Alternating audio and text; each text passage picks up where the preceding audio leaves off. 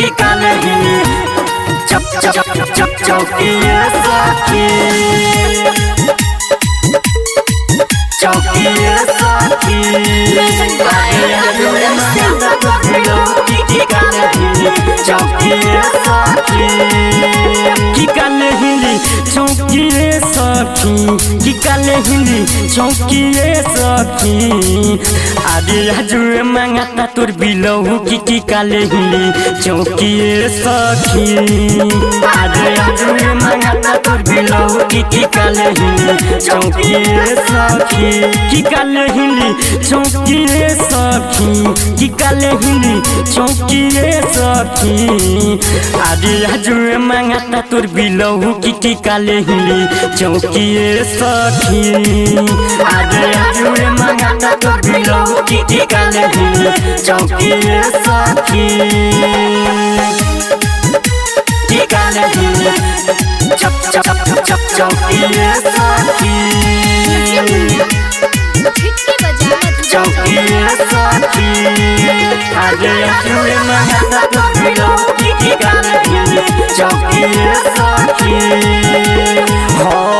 होइते बियाह तू बल हम घरे जई बल हम घरे जई बल हम घरे जई सच कहतानी रानी भाड़ा माजा पहिबू भाड़ा माजा पहिबू भाड़ा माजा पहिबू होइते बियाह तू बल हम घरे जईबू सच कहतानी रानी भाड़ा माजा पहिबू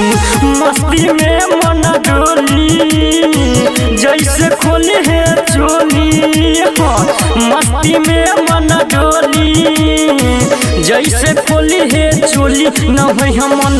भौकिए सखी न होई हमन भौकिए सखी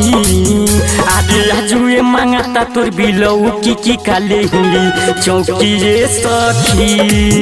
आदि हजुए मांगता तोर बिलहु की काले हिली चौकी सखी की काले हिली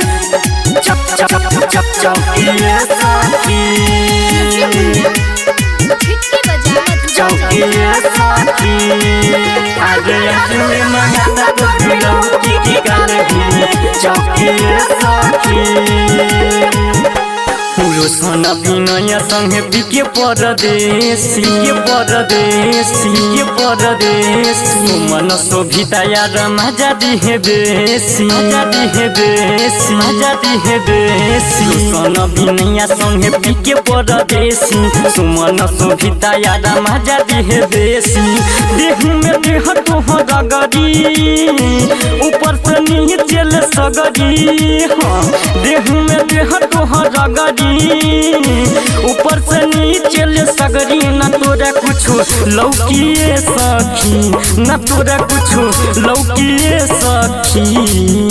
आदि हजुए मांगता तोर बिलहु की काले हिली चौकी सखी आदि हजुए मांगता तोर बिलहु की काले हिली चौकी सखी हिला हिला के तोड़ दो चौकी।